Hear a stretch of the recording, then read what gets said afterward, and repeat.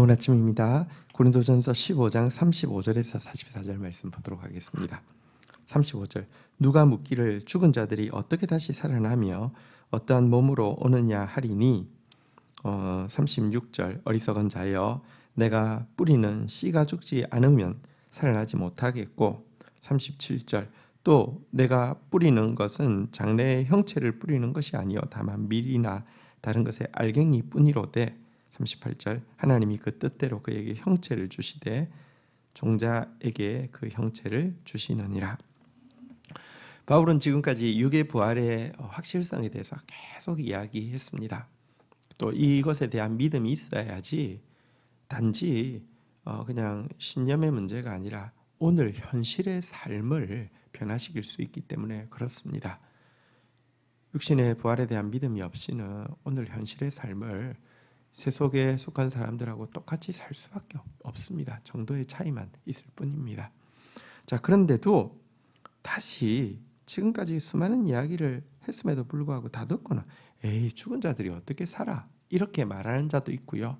혹은 죽었는데 예를 들어 죽어서 오래되면은 뭐 가루가 되잖아요. 아니면 화장을 하고 나도 바로 가루가 되잖아요. 가루가 됐는데 어떻게 이게 살 수 있지? 또 살게 되면 어떤 모습이 되지? 이런 그 회의와 의문을 가질 수 있지 않습니까? 이것에 대해서 이렇게 답을 하고 있습니다. 먼저 죽었는데 어떻게 살 수 있느냐라고 하는 질문에 대해서는요. 씨앗과 곡식의 예로 설명을 하고 있습니다. 씨앗을 땅에 심으면요. 그것이 이렇게 싹이 터오르기 위해서는 먼저 땅 속에서 썩어야 됩니다.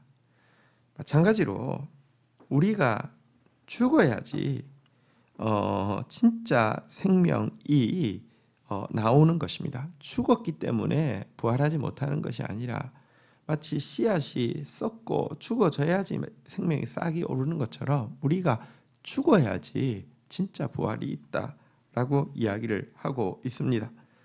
그리고 여러분 씨앗을 이렇게 심으면 그게 죽고 나면 다시 생명이 싹이 나는데 나는 모양이 밀을 심었으면 바로 밀이 나질 않잖아요. 조그마한 꽃씨를 심었습니다. 볼품 없는 꽃씨를 심었습니다. 그런데 거기에서 그냥 꽃씨가 나지는 않잖아요. 아름다운 꽃이 나고 나서 그 안에서 많은 또 꽃씨가 나오는 것처럼 뿌리는 것은 종자이지만 부활하는 형체는 정말 마치 아름다운 꽃과 같은 모습으로 나오게 된다. 이렇게 이야기를 하고 있습니다. 지금 우리가 이 땅에서 정말 하나님의 뜻대로 살고 하나님의 뜻대로 살기 위해서 매일 자아의 부인을 통하여서 죽음을 체험하고 궁극적으로 우리가 그 삶 끝에서 죽게 된다고 하면 우리의 죽음으로부터 진짜 생명의 싹이 무수히 튀어나오게 될 것이고 사실은 보잘것없는 육체로 심었지만 마치 씨앗과 꽃이 모양이 정말 다르고 그 아름다움이 정말 다른 것처럼 그러나 사실은 같은 거잖아요. 그처럼 상상할 수 없는 아름다운 부활의 모습을 띠게 될 것이다. 이렇게 먼저 설명을 하고 있습니다. 자, 그리고 나서는요. 39절부터 보도록 하겠습니다. 육체는 다 같은 육체가 아니니 하나는 사람의 육체요 하나는 짐승의 육체요 하나는 새의 육체요 하나는 물고기의 육체라. 40절 하늘에 속한 형체도 있고 땅에 속한 형체도 있으나 하늘에 속한 것의 영광이 따로 있고 땅에 속한 것의 영광이 따로 있으니 41절 해의 영광이 다르고 달의 영광이 다르며 별의 영광도 다른데 별과 별의 영광도 다르도다. 바울은 이제 이렇게 죽어야 부활할 수 있고 부활한 형체는 지금 우리가 입고 있는 몸이 만약에 꽃씨 정도의 모습이라고 하면 부활한 형체는 꽃과 같아질 것이다 라고 설명하고 났는데 이런 꽃도 종류가 막 각각 다르잖아요, 그죠? 그처럼 우리 부활한 우리가 있게 될 영광의 모습이 각각 다른 것에 대해서 이렇게 설명하고 있습니다. 육체라고 해서 똑같은 육체가 아니죠. 사람 육체, 짐승 육체, 새 육체, 물고기 육체가 있고요. 또 천체에 있는 이렇게 그 하늘에 있는 것이라고 해서 영광이 똑같은 게 아니죠. 해의 영광, 달의 영광, 별의 영광. 근데 별의 영광도요. 모든 별이 똑같느냐 아니요. 별마다 다 영광이 다르다라고 이야기를 하고 있습니다.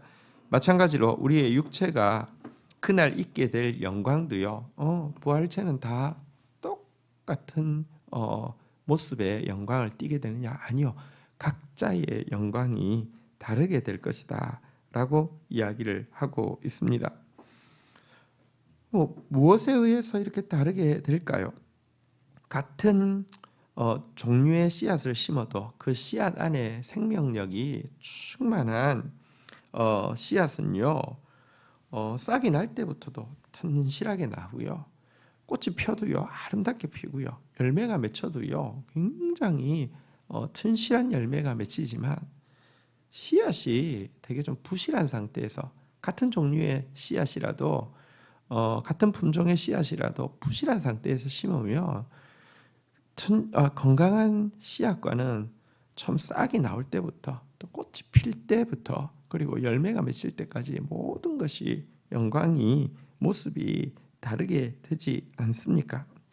마찬가지로 오늘 우리의 몸을 통하여서 내가 예수 그리스도의 생명력을 얼마나 충만하게 경험하고 살아내느냐는 훗날 우리가 부활할 때 가지게 될 우리의 영광과 부활의 몸의 영광과 직결되어 있음을 알게 됩니다.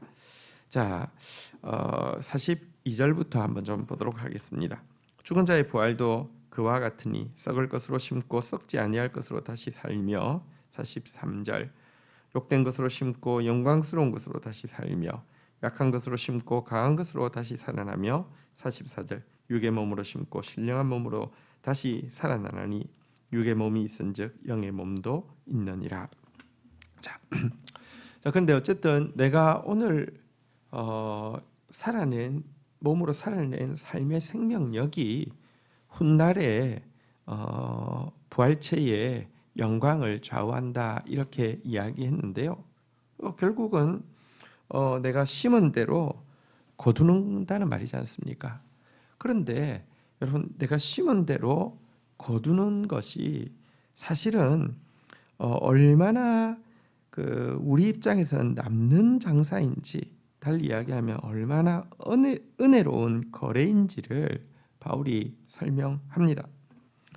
우리 몸은 여기 바울이 몇 가지로 설명하고 있는데요. 첫 번째는 썩을 몸이라고 이야기합니다. 우리는 아담의 원죄를 이어받고 있는 몸이고요. 결국은 썩어질 몸입니다. 또 바울은 우리 몸에 대해서요, 욕된 몸이다라고 이야기하고 있습니다. 사실 우리는 많은 아픔과 슬픔을 겪으면서 살게 되고 본의 아니게 타인에게 상처를 주고 또 죄에 빠질 수 없는 참으로 욕된 몸을 가지고 있습니다. 또 바울은 약한 몸이라고 또 이야기하고 있습니다. 정말 여러분, 우리는 욕되다는 것은 좀 악하다라고 이야기하면요, 악한 부분도 있지만 또 연약한 부분도 많이 가지고 있지요. 어쨌든 우리는 욕된 몸이고 약한 몸입니다. 그런데 이런 썩을 몸, 욕된 몸, 약한 몸 가지고 심습니다. 하나님을 향한 믿음으로, 진리를 향한 진실함으로, 예수 그리스도를 향한 사랑으로 심습니다.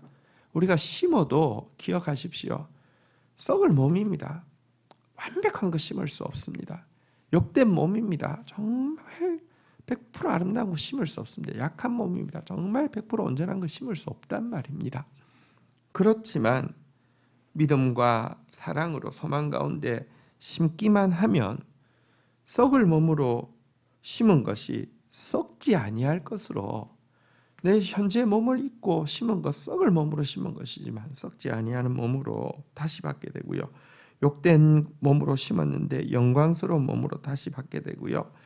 약한 몸으로 심었는데 강한 몸으로 다시 받게 된다. 그러니까 사실은 되로 주고 말로 받는 정도가 아니라 정말 비교가 안 되는 은혜로운 거래를 하나님께서 해 주신다.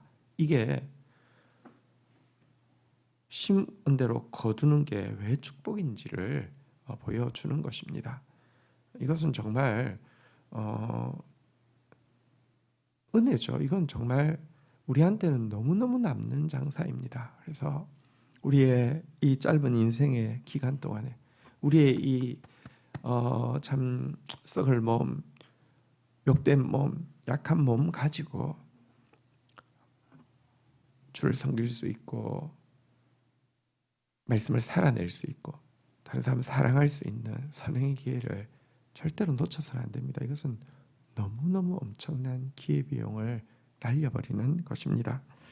바울은 이렇게 설명하고 나서는요, 이 육의 몸으로 심고 신령한 몸으로 다시 살아나는 것이다 라고 다시 한번 요약하고 있습니다. 우리가 지금 입고 있는 몸은 어쨌든 육의 몸입니다. 이것은 아무리 괜찮다 하더라도 이것을 통해서 볼 수 있는 영광은 씨앗 정도입니다. 여러분, 씨앗은 대부분이 색깔도 어둡고요. 그리고 씨앗은 대부분이 작고요. 씨앗은 대부분이 볼품 없습니다. 그런데 여러분, 우리가 되돌려 받게 될 신령한 몸은요, 씨앗과 꽃의 차이만큼이나 이 육의 몸과 신령의 몸의 차이는 크게 될 것입니다. 그런데 이 씨앗에 있는 DNA가 꽃에 있는 DNA와 동일한 것처럼, 여러분, 오늘 우리가 말씀 붙잡고 살아낸 삶이 이 신령한 몸의 DNA가 되어지고 그 영광이 되어질 것이라는 사실은 또 분명한 것입니다. 그럴진데 이 은혜로운 거래에 감사하면서 오늘의 삶에서 주를 위해서 살고 진리를 위해서 살고 영혼들을 위해서 사는 이 기회를 절대로 놓지 않아야 할 것입니다. 그리고 그날에 우리가 덧입게 될 참으로